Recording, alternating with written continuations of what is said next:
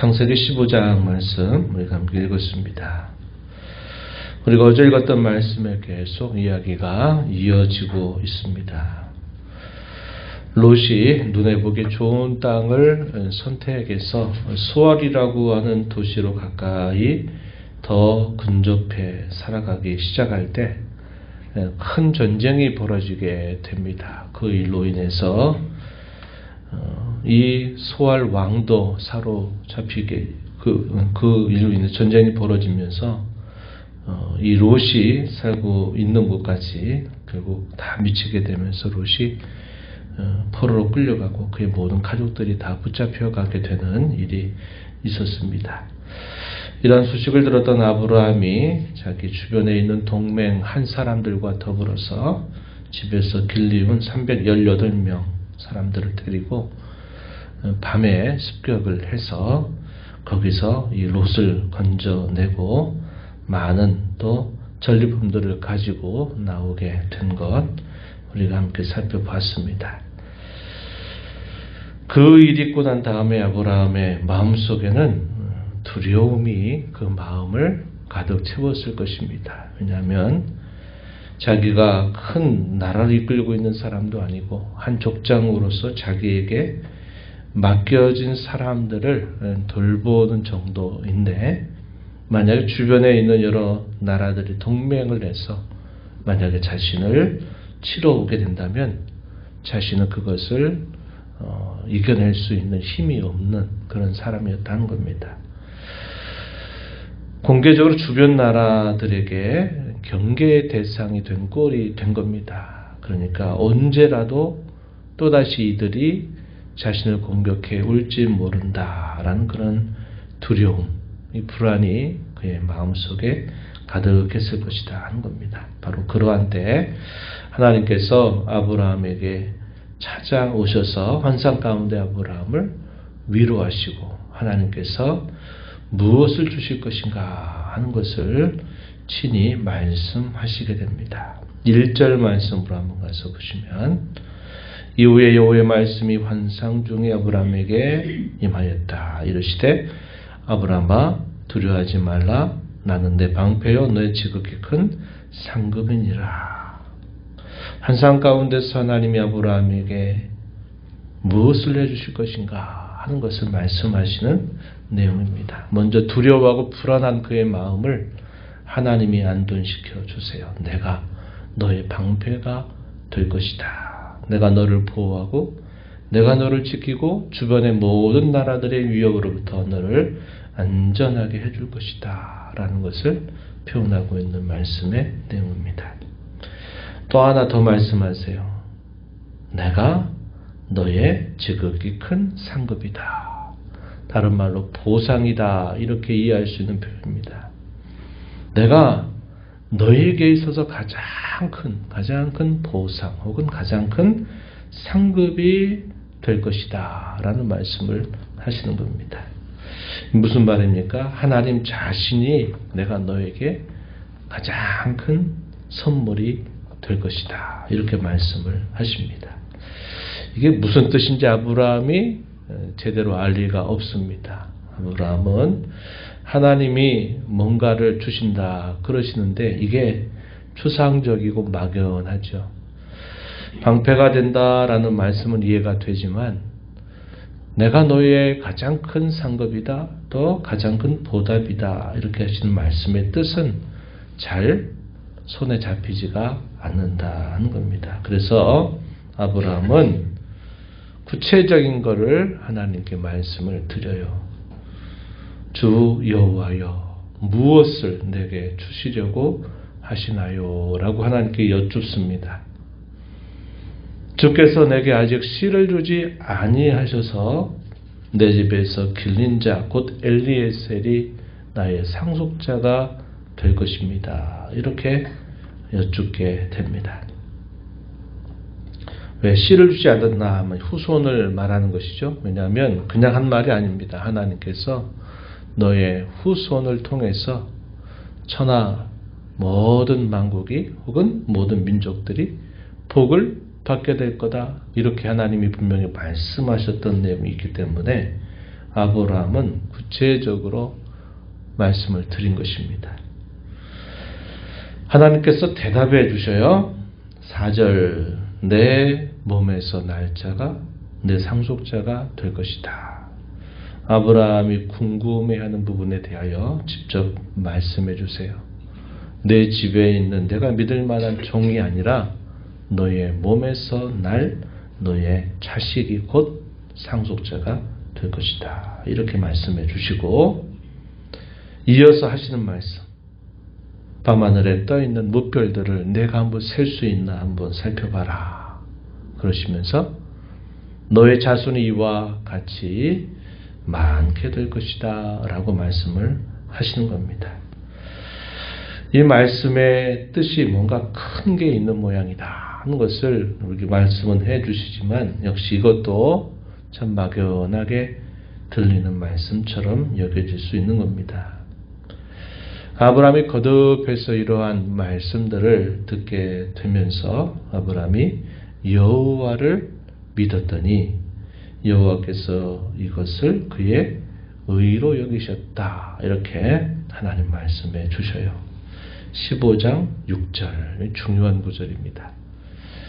우리가 얼마 전에 읽었던 로마서에서 바울 사도가 이 부분을 이야기합니다. 또 갈라디아서 가서도 또 이러한 내용들을 가지고 처음부터 아브라함은 혈통적인 이스라엘의 조상이 아니라 하나님이 율법을 받기 전에 그가 이 믿음을 통해서 의로 여기심을 받은 자다. 그래서 이방인 모두의 믿음의 조상이 된다. 믿음이 의로움이 곧 이 믿음을 통해서 주어지게 된 것이다 라는 것을 설명할 때 이 구절을 사용하고 있다 하는 겁니다. 여기서 중요한 표현이 여호와를 믿었다라는 표현입니다. 뭐예요? 구체적으로 무엇을 주시려고 하는지에 대해서는 여전히 추상적이고 막연한 모습이 나타나고 있다 하는 겁니다. 하지만 뭘 믿었다는 겁니까? 그 말씀을 하시는 그분 자신을 믿었다.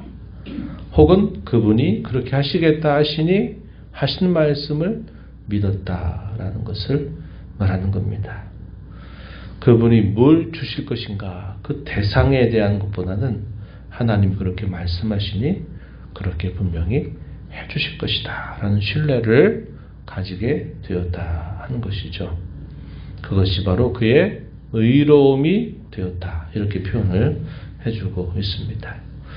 이어서 하나님은 이 후손을 통해서 내 후손들이 그렇게 많을 것이다 라는 말씀을 주신 것만 아니라 7절 이하에 보게 되면 하나님이 땅에 대하여 역시 또 다시 말씀을 해주십니다. 7절에 나는 이 땅을 너에게 주어 소유를 삼게 하려고 너를 갈대아 인의 우르에서 이끌어낸 여호와다 이렇게 말씀을 하셨습니다. 갈대아인의 우르 처음에 그가 살던 본토 친척 아버지의 집이었죠.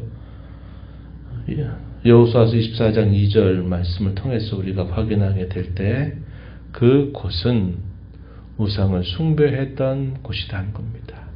그 시절 우상을 숭배했던 그 자리로부터 내가 너를 끄집어 낸 여호와다.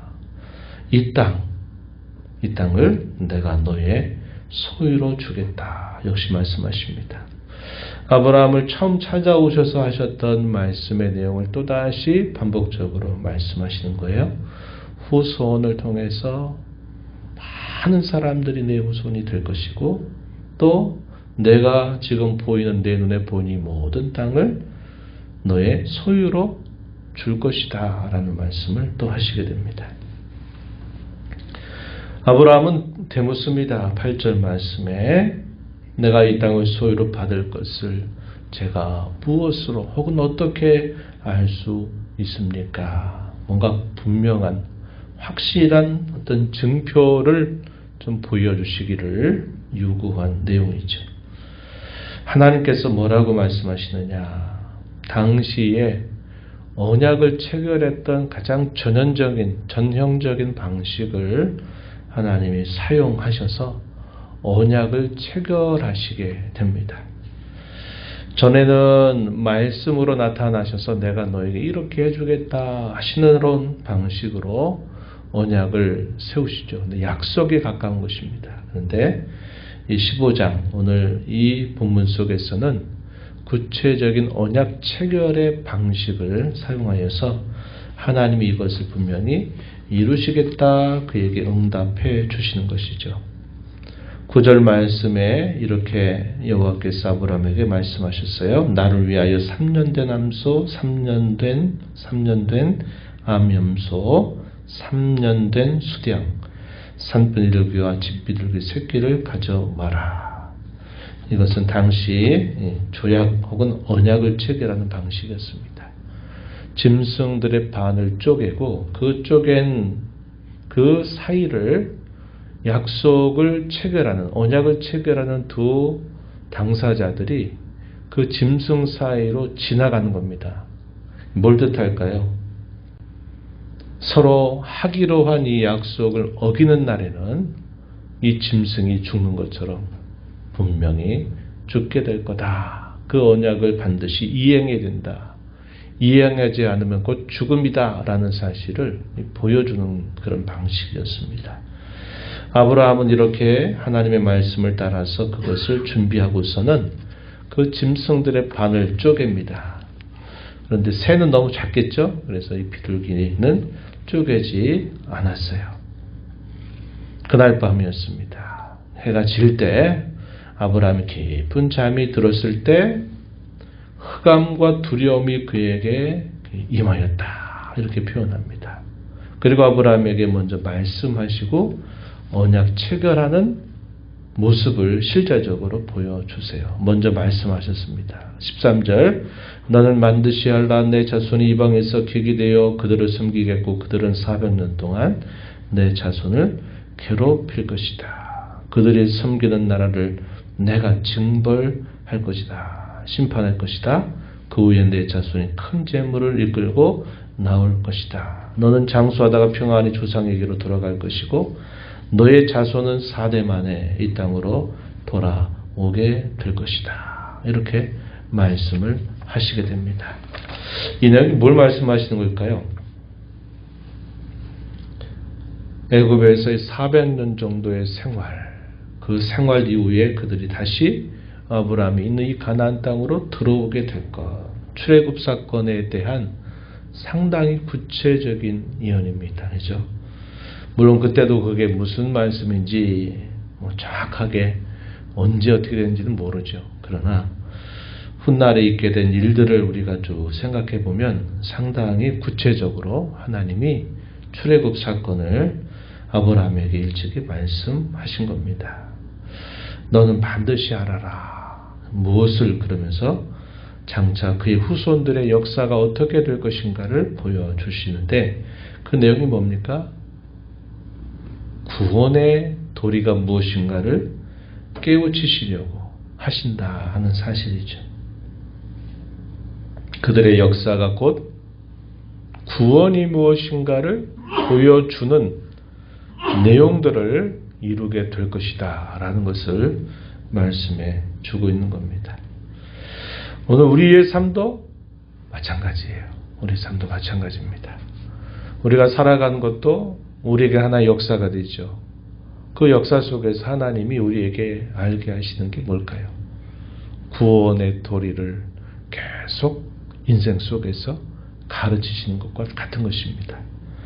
그것을 역사 속에서 그들 민족 전체가 경험하는 부정할 수 없는 큰 사건으로 하나님이 그것을 보여주시겠다 말씀하시는 내용이죠.